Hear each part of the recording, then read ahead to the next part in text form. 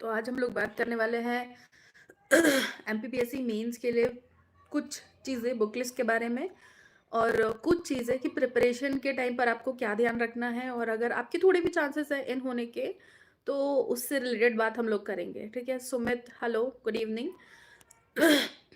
I hope कि सारे लोग अच्छे होंगे। तो जैसा कि मार्च में होने वाला है मेंस और 3 महीने का समय सुनने में ऐसा लगता है कि यार काफ़ी टाइम है, हम लोग कर लेंगे या नॉल।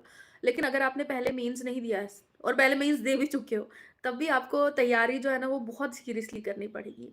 अब यहाँ पर डराने वाली बात नहीं है। एक्चुअल में जब तक आपको पता नहीं रहेगा ना कि आपको पढ़ना कितना है, क्या-क्या पढ़ना है और कितना टफ हो सकता है आपके लिए जो एग्ज़ाम है वो लिखना, तब तक कि आप उतनी मेहनत जो है वो नहीं कर पाएँगे। क्योंकि देखो कॉम्पिटिटिव एग्जाम जिस मैंने हमेशा कहा है कि इस बात पे भी डिपेंड करता है कि बाकी लोग कैसे परफॉर्म कर रहे हैं। अगर आपको लगता है कि आपने तैयारी कर ली है लेकिन अगर बाकी लोगों ने आपसे ज़्यादा अच्छी तैयारी करी है तो गुड इवनिंग पंकज। तो यहाँ पर बात आती है कि पहली चीज़ बुक लिस्ट की, दूसरी चीज़ की प्रिपरेशन कैसे करें। देखो बुक लिस्ट की अगर मैं बात करूँ तो हिंदी मीडियम के लिए तो भंडार भरा हुआ है, मतलब बहुत बुक्स है हिंदी मीडियम के लिए, कोई कमी नहीं है।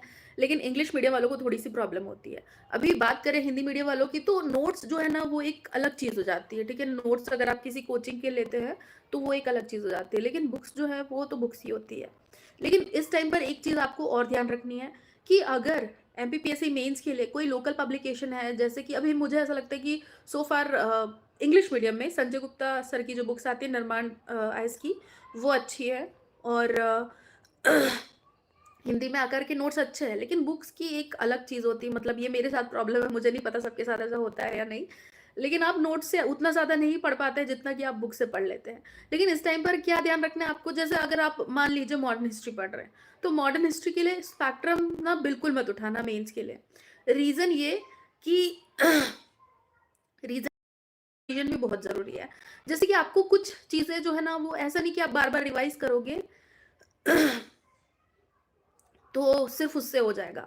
आपको कुछ चीज़ें याद ही करनी पड़ेगी। जैसे आपको मान लीजिए कि आपसे इकोनॉमी को उठा लेते हैं, मान लो, ठीक है? इकोनॉमी का थोड़ा-सा प्रॉब्लम होता है ज़्यादातर लोग का। तो इकोनॉमी का अगर हम उठाते हैं तो उसमें आपको डायरेक्ट और इनडायरेक्ट टैक्स में डिफ़रेंस पूछा जाता है। अभी ऐसा नहीं होगा कि आप पूरा पढ़ रहे हैं और साथ में आपने उसको 1 या 2 बार रीड कर लिया। नहीं, आपको 5 नंबर में वो पूछा जाएगा मोस्ट प्रोबब्ली।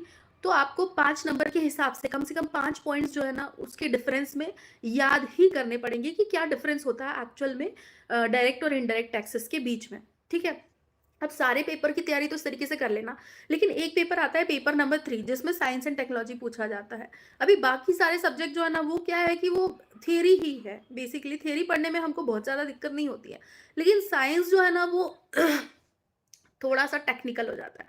अभी उसमें मैथ्स भी इंक्लूड कर दी गई है और फिज़िक्स, केमिस्ट्री, बायोलॉजी तो है ही है। बायोलॉजी को भी आप एक साइड कर दो कि वो भी आपकी तैयारी आराम से हो जाएगी, लेकिन फिज़िक्स, केमिस्ट्री जो है ना, उसमें आपके पसीने छूटने वाले हैं। तो अभी क्या करें ऐसे टाइम में कि सबसे पहले तो देखो, जब भी आप तैयारी शुरू करते हो ना तो हमेशा जो टॉपिक्स दिए हैं सिलेबस में, उनमें जैसे मैंने अभी कहा आपको डायरेक्ट, इनडायरेक्ट टैक्स आपको मेंशन किया गया है, अच्छे से तैयार होना चाहिए। क्योंकि जब आप पेपर लिखने जाते हैं ना तब ऐसे अभी तक तो काफ़ी क्वेश्चन डायरेक्ट पूछे जाते हैं रहे हैं। लेकिन अब देखो 2022 का भी मेंस होने वाला है, 2023 का भी मेंस होने वाला है। तो क्या होता है कि टाइम के साथ जो सिलेबस है, अब एक ही टाइप के क्वेश्चन कितना पूछेंगे वो लोग, है ना? तो टफ हो जाता है जो पेपर है थोड़ा-थोड़ा। तो ज़रूरी नहीं कि डायरेक्ट ही क्वेश्चन पूछे जाएँ। अगर आप 2020 को 2021 के साथ कंपेयर करेंगे तो आपको दिखाई देगा कि थोड़ा-सा डिफिकल्ट हुआ है 2021 का पेपर। अब मैं बात करूँ एथिक्स की। देखो एथिक्स की बुक जो है मेंस के लिए, हिंदी मीडियम के लिए अगेन बहुत सारे पब्लिकेशंस है, बहुत सारी अच्छी बुक्स आती है, लेकिन आपको क्या होना चाहिए आपके पास कि एक ऐसी बुक होना चाहिए जिसको आप मल्टीपल टाइम्स रिवाइज़ कर सकें। जहाँ से भी आपने पढ़ा है, तो आप उसके साथ कंटिन्यू कर सकते हैं, आपके नहीं छूटना चाहिए। और